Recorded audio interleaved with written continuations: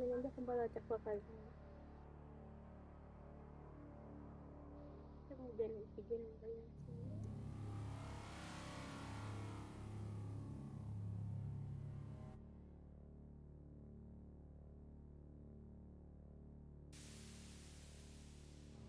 Mtukane bwana baby, sasa mpendi.